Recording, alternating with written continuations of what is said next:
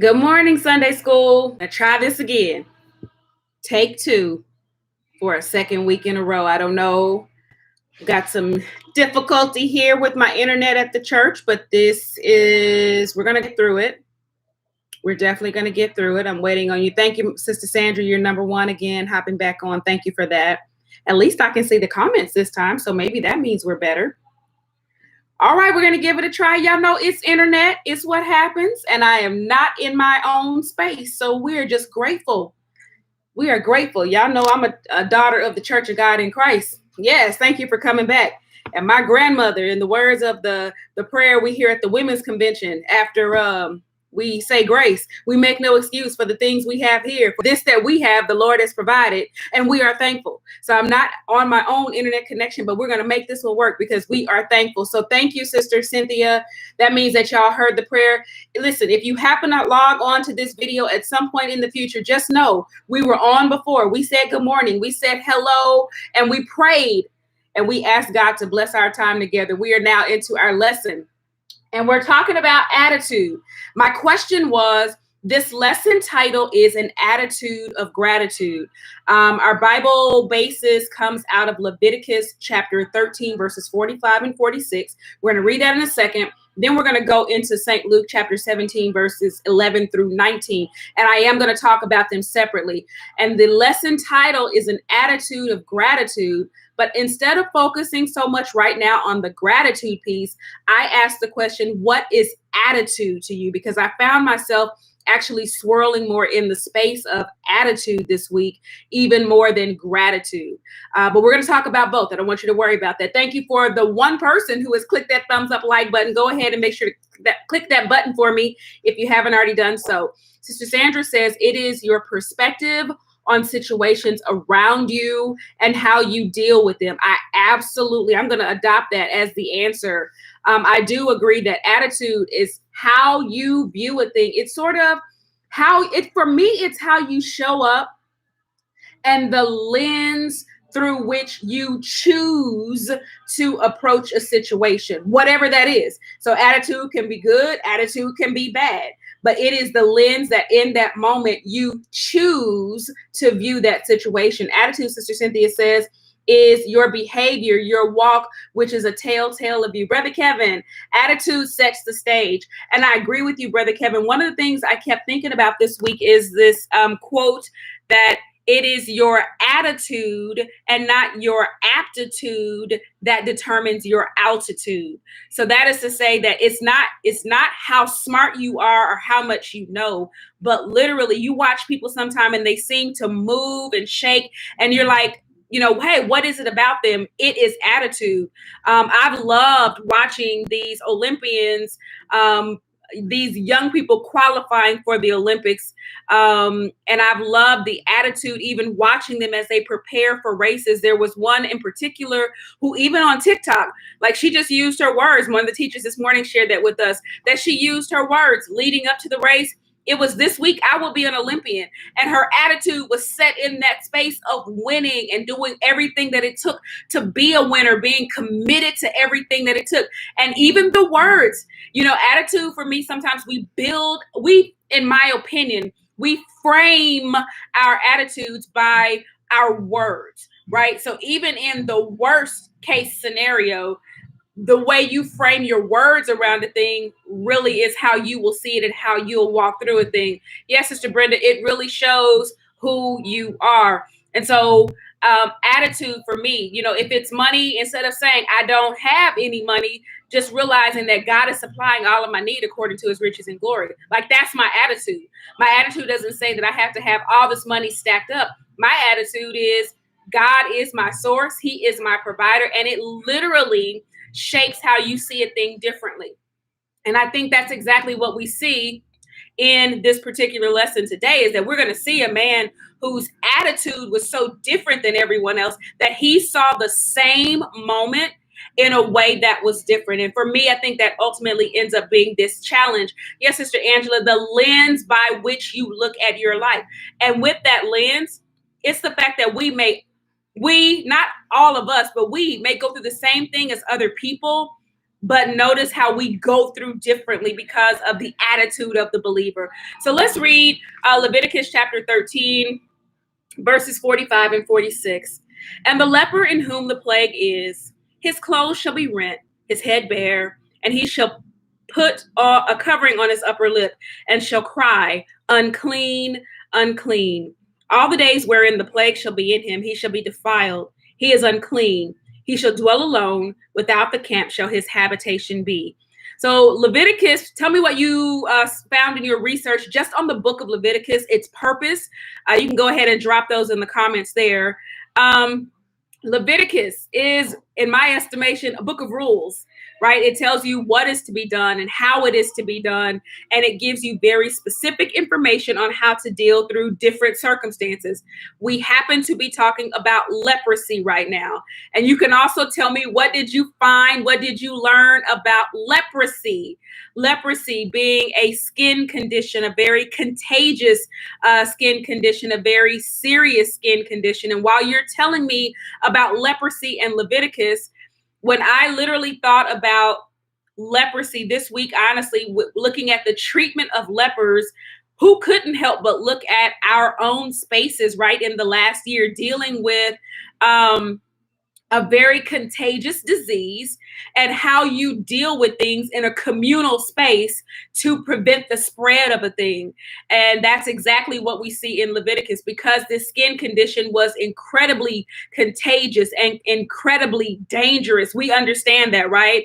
That's why in our own spaces in the last year, these words that we've become familiar with, super spreader, quarantine, we never heard of sheltering in place. I still, it's not funny to me. It's just that when I go out in public, just this morning, I mean, I'm still a mask wearer. When I go out now, and I went into, if y'all don't know, I stop at Buc-ee's every Sunday and get my scone before Sunday school. But I am having to adjust mentally in a space where people don't wear masks. And I don't mask shame anyone. Notice I said it's me who has to adjust, because I don't care what you say. This last year has done a number on a lot of us in many ways, because our experiences were different, right? So we have people even inside of our own community here in TSSG who experienced the coronavirus. We had someone share on Monday that they were on a ventilator for 14 days. So these words, these experiences, flattening the curve, social distancing. Do you still wipe off your groceries when you bring them in? How much hand sanitizer do you have? Do you still have Lysol? So all of these things sort of can help us think about how communities may have felt in a time with this kind of skin issue that was somewhat of, pandemic propensity. So they were doing all that they could to control. Leviticus, I agree, Brother Kevin, is hard to read. It's tough to read because it's rules, it's guidelines, it's standards. It's like picking up a book of law and reading. In fact, it is law. It's reading rules and understanding how you will apply them. How do you apply these rule sets? These lepers would, first of all, leprosy would be examined and determined by a priest. So if they had white spots on their skin, they needed to go and be looked at by priests, and they were told to watch for it. Aaron and Moses, they were told to watch for it. Like, this is a thing, be mindful, it's around, and you want to make sure if you see even the slightest indicator, bring this person to the priest, and they would be the ones to make the decision. And so this decision even had other indicators. And I was real sensitive on this one. If their hair started to turn white or gray, that was an indicator of disease in the body. When they would go to the priest, they would make a determination to quarantine them, put them in camps of isolation. That meant being outside of the city, outside of family, not able to go into the space of worship. And again, that put me into such a thought from our own lives in the last year, like to be in these spaces of isolation. And isolation, as we figured out, is not fun. Isolation, whether you experience it as someone who has been ill, or even someone who just doesn't have family in your same quarters, isolation is real. And so to think about, even though we're reading rules, we can put ourselves in the space now, this conversation, not only the isolation, but to do all of these physical things on the outside that made it clear to the world. Like, it wasn't just a mask. It was, wear torn clothes. Don't comb your hair. Your hair had to be loose. There had to be a covering on his upper lip. And he literally had to use his mouth, his words to cry unclean, to make others around them aware of the condition in their bodies. Again, this is also interesting with where we are now. Good morning, Sister Tracy. And yes, Brother Kevin, the lepers were separated. But this is so interesting in our current space because I don't particularly need anybody to cry unclean. But I have to be honest, I'm being so honest. I don't know what kind of feedback I'll get on this lesson, but in our space now, as we're going back into our cities and our states being open, the danger, as it has always been, is these people were required to self-identify. The danger now is moving about with people who don't identify. And so that is challenging.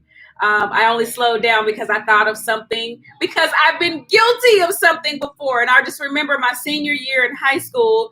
I remember when I had to self-identify, I'd finally gotten chicken pox, like my junior year in high school. And I just remember going to the nurse saying, I've got chicken pox. My little sister's got them at home and I see my first ones. But identifying so that people around you would be taken out of harm's way. So keep those rules in mind. That's the reason we have this passage out of Leviticus. In our space, yeah, Brother Kevin, thank you I'm so grateful that someone is being honest with me. Yeah, in our space, we now look at people when they cough. Coughing is not cool. You could have gotten strangled on some water. Like right now, I feel a tickle right here in my throat, and I'm doing all I can not to cough on this video because we don't cough. I do still, I'm starting to miss the stores that have taken the dots off the floor. When I was in the grocery store yesterday, I was aware that somebody was coming the opposite direction of me. Y'all, these are different things as we're opening back up because our minds got conditioned to this sort of pandemic behavior, the way we got through that, or we are getting through that space. So again, so much I could identify with as we look at these lepers. So let's go ahead and take a look at the lepers that are in St. Luke chapter 17, verses 11 through 19. And it came to pass as he went to Jerusalem that he passed through the midst of Samaria and Galilee, and he entered into a certain village. There met him 10 men that were lepers, which stood afar off. And they lifted up their voices and said, Jesus, have mercy on us. And when he saw them, he said unto them, Go, show yourselves unto the priests. And it came to pass that as they went, they were cleansed. And one of them, when he saw that he was healed, turned back, and with a loud voice glorified God. And he fell down on his face at his feet, giving thanks to him. And he was a Samaritan. And Jesus answered, saying, Were there not 10 cleansed? But where are the 9 that are not found to return to give glory to God, save this stranger? And he said unto them, Arise, go thy way, thy faith hath made thee whole. This is our lesson, and this is why we needed the rules from Leviticus chapter 13, verses 45 and 46. We needed the rules because now we're into a story where we have men who have the condition that we've identified, that dangerous skin condition, which at the height of it could even cause limbs to fall off, that condition that was spreadable to community. Jesus, as he is moving about, he's moving to Jerusalem, and he begins this journey back in chapter 9. He doesn't get there until chapter 19, but a lot happens along the way. So I always like to keep in mind that these things that are happening as Jesus is moving. He goes from place to place, thing to thing. And that always makes me know that he's just not too busy, even when he's busy. That's pretty good. Even when Jesus is busy, he's not too busy. So Luke, is one of the synoptic writers, is writing to share with us that journey of Jesus. Quite frankly, he gives us his journey to the cross, because though he's moving to Jerusalem, every step is getting him closer to the cross. We also have to remember and go back and identify purpose. Like, why do we even have Jesus here? And Jesus identifies as the Messiah. Go back to chapter 4 when he reads from the scroll of the prophet and he says, behold, this day is this fulfilled in your hearing. The Son of Man came to seek and save that which was lost. And so when he gives his purpose, everything that unfolds after that points to purpose. That's not even in my notes, but that is a huge call out for all of us, that everything that we do should somehow point to purpose. Like those major things that as we walk out life, we should make sure that we're sitting inside of what it is God has called each of us to do. Why are we here? What do we do? So in chapter 17, Jesus is telling a story, but he's talking to Jewish people. He's giving the account of the healing of some men. Now, it's important for us to note that he's talking to Jews. And in this story, as he tells the story, he is going and moving, and he's between Samaria and Galilee. Now, that was interesting because if you looked at a map, those two places actually touch each other, but that's not the point to get lost on. What we need to know about those two areas is they were hostile areas. They didn't do each other. They didn't like each other. And as Jesus moves, this is a place that we might expect some hostility, but it is so amazing that in the midst of a place that represented confusion, Jesus performs another miracle. I thought that was really awesome. So he enters a certain village, and this village is not given a name, but let's focus now on these 10 men who are lepers. These men are bonded over this one thing. It doesn't tell us that they're family, that they belong to the same church, that they have anything in common except this condition of leprosy, which we know, according to the rules, makes them outcast. It means that they have to be away. They're in lepers sort of hung out in colonies, people who had the thing that you had. And so here they are in this colony and they're outside of the city. This is when this story gets good for me. And this is one from the children's Bible that I remember, but I see it so differently this week as I studied it. They see Jesus is what the lesson tells us. How do they know? In fact, y'all can answer what you think about this. Someone asked this morning in my first class meeting, how did they know who Jesus was? How did they know? In your opinion, because we're not expressly told in the scripture, but how do they know who Jesus is? But they see him and they know, they are firmly convinced that he can do something about their condition. They are so convinced that they make a determination not to miss this moment. Remember, Jesus is passing through. It doesn't say he's going to come through and come back. In other words, they have this one moment and they have a desperate situation. That's pretty powerful, right? If you're in a desperate situation, how do you use your one moment? I saw power in three places. First is the power of that moment, that they don't hesitate to take advantage of that moment, that for whatever reason, and my assumption was that with Jesus moving about, at this point, people are talking about him as he moves. They knew him by his love, Brother Christopher. And I would imagine that as he goes, it's people talk, right? Somebody somewhere heard something that Jesus did. Somebody was somewhere and went up into another place. Somebody somewhere knew. Someone has heard. But more importantly, as he moves, he's a man moving with an entourage of people. He's got disciples. He's got people who follow him. So I would also guess that he's probably hard to miss. And so just hearing that he's coming, they make a decision to approach Jesus. They do not miss their opportunity. I think many of us have to be careful that we don't miss the power of a moment and the power of opportunity. The second thing I see that's powerful is the power of their voices. The rules, the law tells them that they cannot come near Jesus. That's why they're in these spaces of isolation. But distance does not prevent them from using something that they have. And that was one of the things that I reflected on. What do I have that I can use to get to Jesus? If there are things that keep me out in one way, does that mean I am completely out of options? And these men use what they had on their own terms. And this was powerful. I thought about this last night too, listening to another review, that number one, like they're being together, even though we don't know their nationalities at this point. But what we know is that that thing that bonded them had no respect of nationality. Kind of like COVID. It didn't care. Anybody it could get, it would. But in that moment, no matter what their differences were, they got together and used the power of their voices.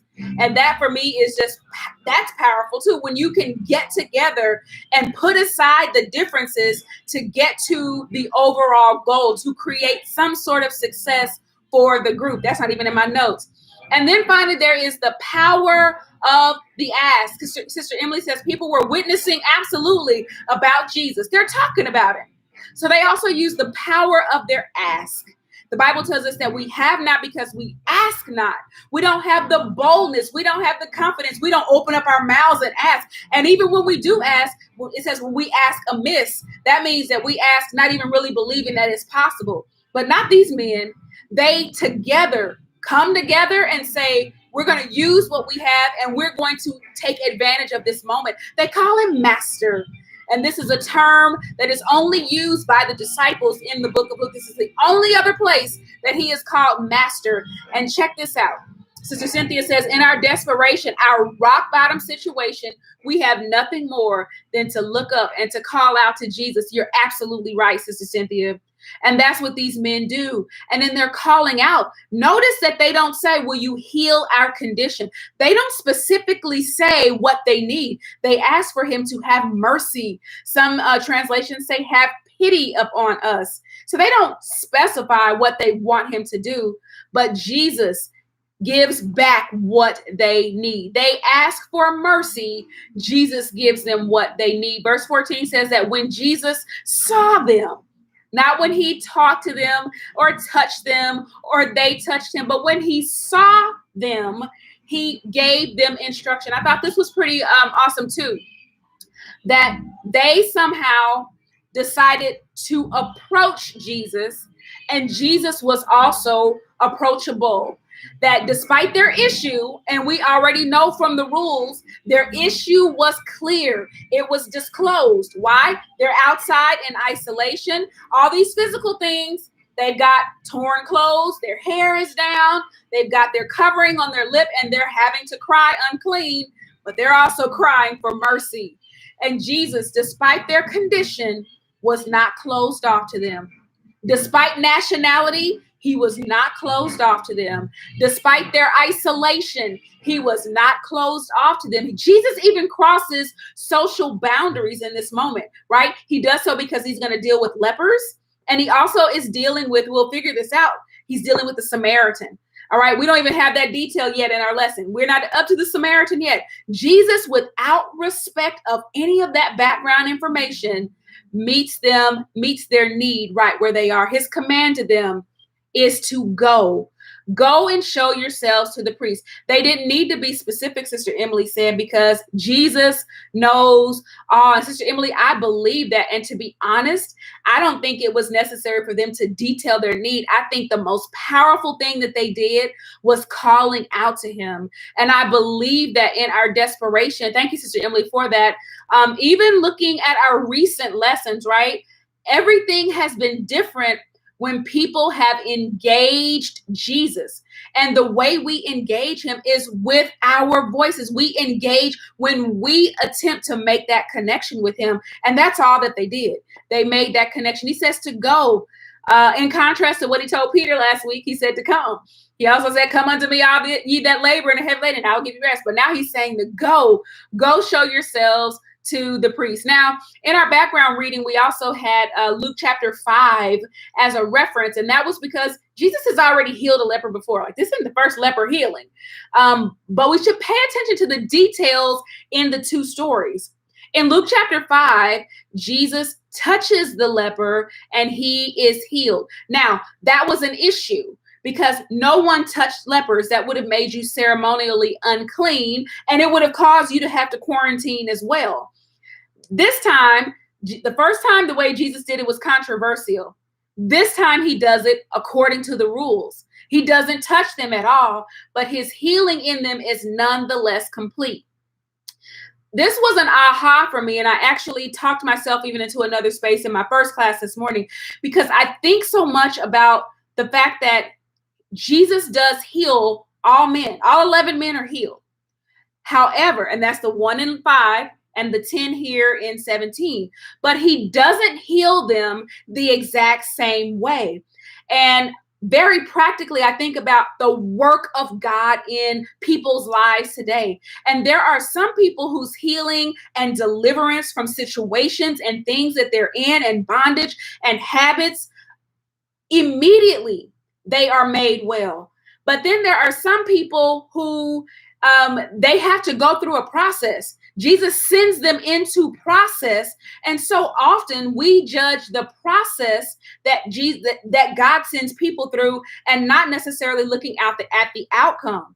It's so interesting because in this moment, they are healed, but they still got to do some work inside of here. That's also a call out that God sometimes requires something of us inside of our own healing. He's saying, go show yourselves to the priest. Why the priest? Because we know from Leviticus that the priests were the ones who made the determination. Were they healed? Were they cleansed? Could they come back into community? It's like going and getting a letter of clearance from the doctor today. Someone has to make a determination that you're well. The same requirement was made of the leper in chapter 5. Go show yourself to the priest. But now, again, because in chapter 5, there was this controversial healing. Remember, people have always been trying to peg Jesus for doing something wrong. Well, in chapter 5, he didn't do it by the rules. But in chapter 17, here's another healing. And this is when later in scripture, it says by infallible proofs. This is what we know about him. He now provides some infallible proof that he has the ability to heal leprosy. I get it. The first time, maybe you didn't like the way I did it, so you're going to discount what happened because of the ceremonial piece. But this time, Jesus does this in a way where no one can say anything. In fact, he's saying, show yourself to the priest, plural. So it won't just be one person that sees the miracle, but everyone, all these priests will know. And yeah, there'll be some who are angry, but they will know that he has the power to heal. Inside of this, there's so much in this lesson, is also this obedience conversation. And we continue to talk about this, that when things don't even make sense, go show yourself to the priest. But wait a minute, you didn't even touch me. Go show yourself to the priest. But wait a minute, you touched the other guy. Last time, the whole touch thing didn't happen. Go show yourself to the priest. I'm probably not supposed to go back into the temple right now, but go show yourself to the priest. He wasn't asking or surveying for anything that didn't go well before, anything that had been said. He only told them what to do. And we see that they were obedient. They did what he said. They went. They were obedient at the voice of Jesus. And so many of us need to learn or to be better about not over analyzing what doesn't make sense in our space or looking for God to move the exact same way every single time. But when he says to go, to be obedient no matter what. And here's the thing. When they stood up, they weren't healed. But the scripture tells us that as they went, that's that process I was telling you about. Step 1, step 27, step 99, step 399. We don't know when they were healed, but what we know is that by the time they got to the priest, they were healed. There was no residue of their issue. I want to go back to this idea of process too, because again, so often we as individuals can struggle with process because we like the immediacy of a thing. But the other side of process is the observation. And I believe, it is my personal opinion, that we could show so much more grace to people who may be in process. That whole as they went thing is layered, because if it's not immediate, that means that as I go, it may not look like a thing to you. It may not even look like it to me, but I need to know that Jesus has already spoken and I am in that process to get to what he has already called me. And he had already determined that these people were healed. These men were healed. And so I believe there is grace that we need to learn to show to others as they are in there, as they went. There's even a grace that we need to show ourselves as we're going through the as they went. And some of us will be healed through things and we'll get to what Jesus has said about us as we go. I'm also so impressed with the fact that his word is powerful, right? So in the last few lessons, we've had the instances where he has touched someone and even that leper being touched. But now this is just his word. And so I think there is a place for us to sit and think about the power of the word of God, the power of the words that he speaks to us. He speaks and when I put that in my notes, I just put ... because he speaks and, like in this case, these men are healed. He speaks and Peter walked on water. He speaks and Jairus' daughter is made whole and actually revived. Life comes back into her body. What's our situation today that sits on the other side of that we just need God to speak that word and this thing happens in our lives? I continue to say that as we study these lessons, what we're seeing is the pattern of God, that every single time that someone has had an issue, no matter what their issue has been. This week, our issue statement is leprosy. There's leprosy, and every time someone brings Jesus into their situation, he turns it and makes it well. That's the pattern that we are to pick up as we go through these lessons. We can also see in here that, again, verses 15 and 16, this is where we actually find out. It's not till 16 that we know that this man is a Samaritan. So hold on right there for a second. Jesus is telling this story, and I told you this earlier. He's giving this story to Jews. So far, this story sounds very powerful, right? Oh my goodness, Jesus goes through it. There are men who need him, and he calls out, and they call out, he heals them, and they say, go show the priest, and this is a great story. And Jesus says, and one of them, when he saw he was healed, turned around and with a loud voice glorified God. This sounds really great, right? This man recognizes this moment, and he comes back to give Jesus glory for what had been done. And he does it in a way that's extreme. He doesn't just say thank you with his mouth. And I looked at this man's actions because gratitude, now we'll talk about being grateful. Gratitude is more than being thankful. Gratitude is not just a thought in your head. It's not just a feeling in your heart. It's what you do.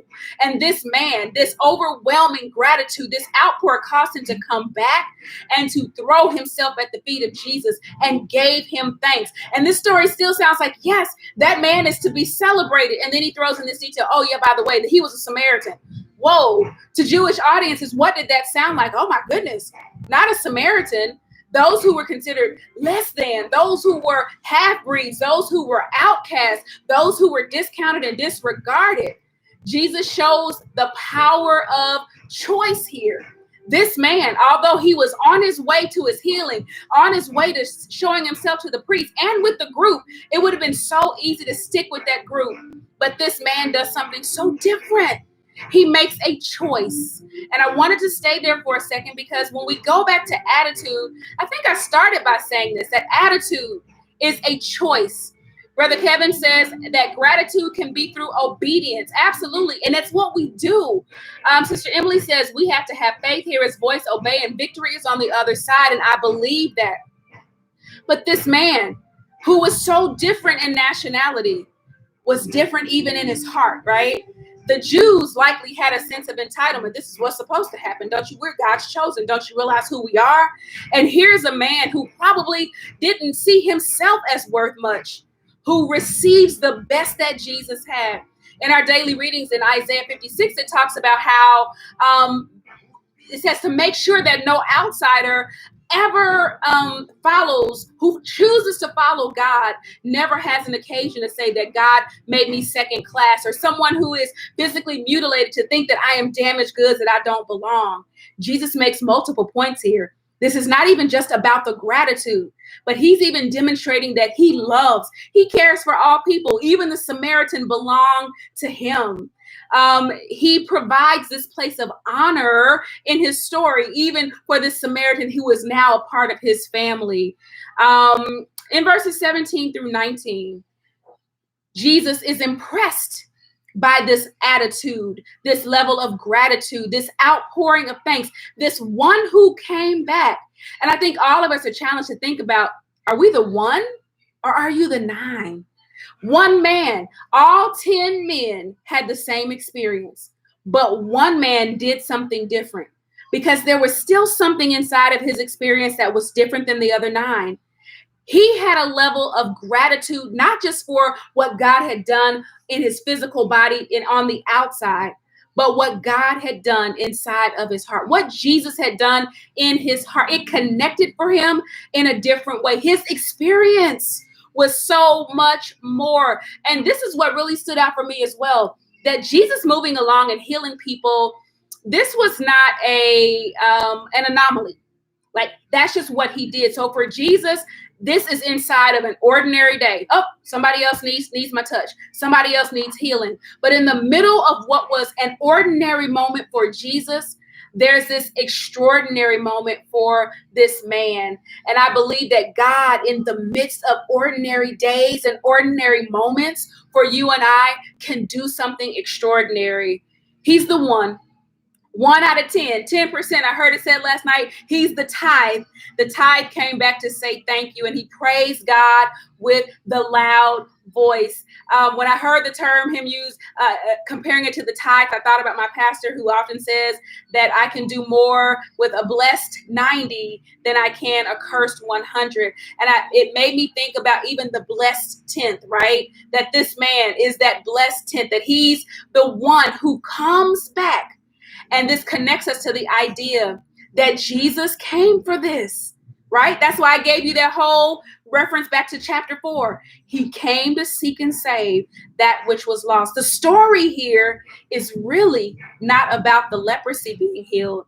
It is about this man and this moment and this experience. Why? Because this man gives him this very heartfelt response that spoke to the worth of who he was.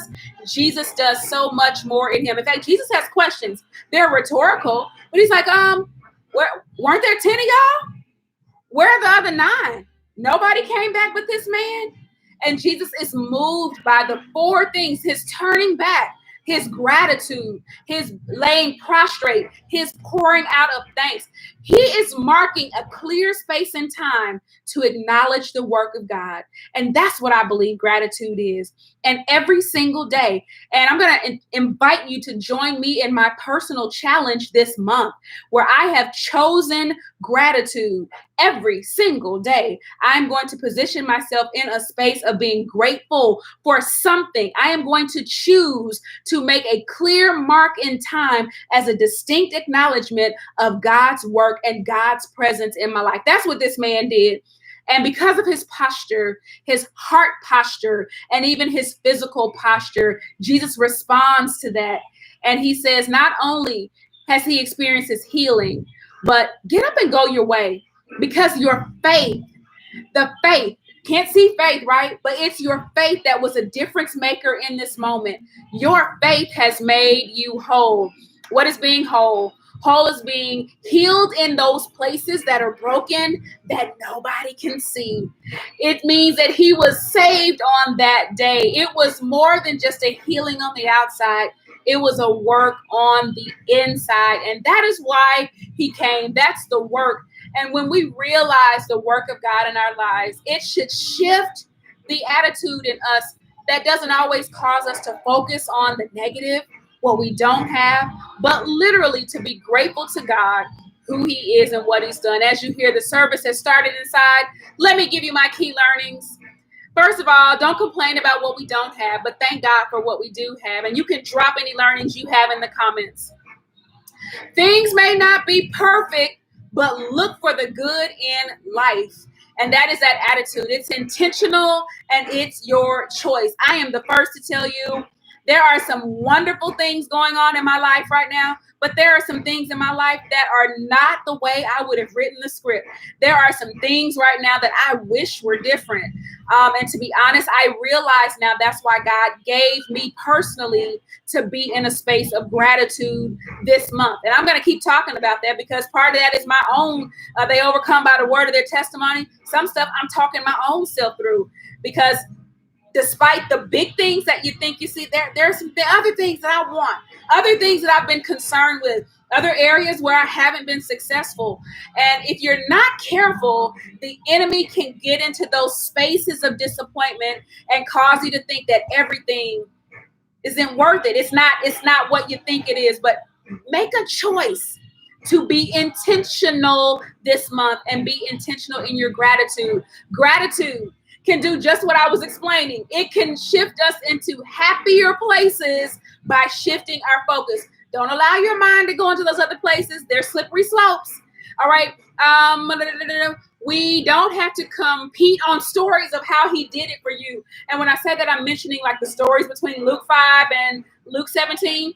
It doesn't matter whether you're a Luke 5 deliverance or whether you're one who is healed through process.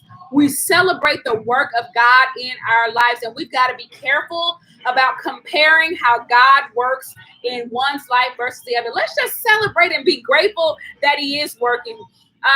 Next, watch for how we can find God inside of ordinary moments. Yesterday, I posted in my story on Facebook, I went to brunch, and when I was paying my ticket at the end, I saw this little flower pot that they had, and it just said in there, "Don't quit." And I was like, oh my goodness, like that blessed me, because inside of an ordinary moment was a huge message that just blessed me. So look for those. And finally, remember that gratitude isn't just experiencing good things, but taking that moment to let it sink in. Hopefully you read your daily readings this week, and that just reminded me of the lepers in 2 Kings chapter 7 when they went into the camp and the camp was empty. They were expecting something else, but they get there and find an empty camp, and they start grabbing everything they could, and finally one says, "This isn't what we're supposed to be doing. I don't think we should be doing this. We should be careful about making this a private party." And so be careful when God does good things about just making it a private party. It's not a private party. It's a time for you to highlight who he is and celebrate what he has done. Let me get inside the service. You have gratitude for the journey, waiting for the final outcome, Brother Kevin. I love that.